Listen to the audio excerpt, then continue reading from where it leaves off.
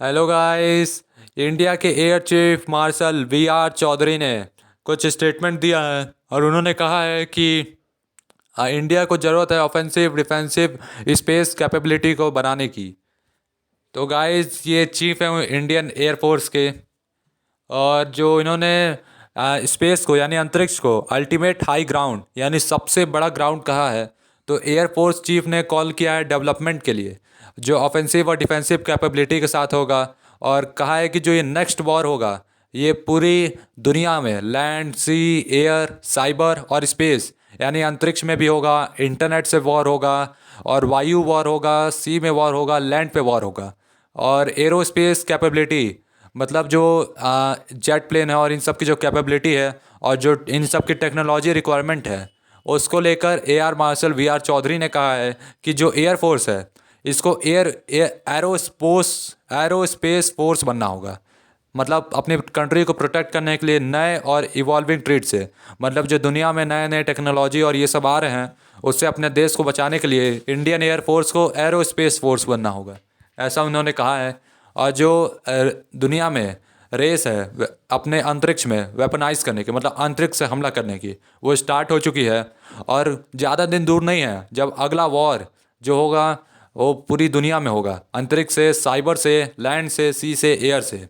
इसीलिए उनको लगता है कि इंडिया को डेवलप करना होगा ऑफेंसिव और डिफेंसिव मतलब हमला करने के लिए भी तैयार रहना होगा और हमला रोकने के लिए भी स्पेस कैपेबिलिटी की ज़रूरत है जो हमारे प्रॉपर्टी को मतलब पूरे इंडिया की धरती को बचा सके, ऐसा एयरफोर्स ने कहा है डेफ टेक इंडिया सेमिनार में। तो जो सीनियर ऑफिसर हैं उन्होंने कहा है कि जो इंक्रीज्ड प्राइवेट सेक्टर इन्वॉल्वमेंट है मतलब जो प्राइवेट सेक्टर है जो मतलब एक लोगों के द्वारा चलाया जाता है ये इंक्रीज हो रहा है इंडिया में। और ड्रास्टिक कट हो रहा है कॉस्ट ऑफ डेवलपिंग और लॉन्चिंग स्पेस क्राफ्ट में।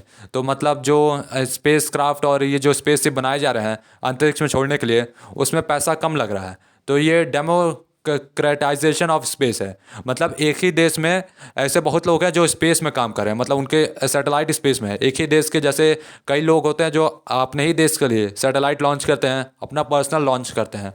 और इसीलिए उन्होंने कहा है कि हमको अपना capitalise on our initial success in space and prepare our self for the future. तो उन्होंने कहा है कि हमको अपने देश में कैपिटलाइज मतलब लोगों को ये क्षमता देनी होगी कि वो अपना स्पेसशिप बना सके और इंडिया की मदद कर सके और हम लोग अपने आप को तैयार कर सके भविष्य के लिए।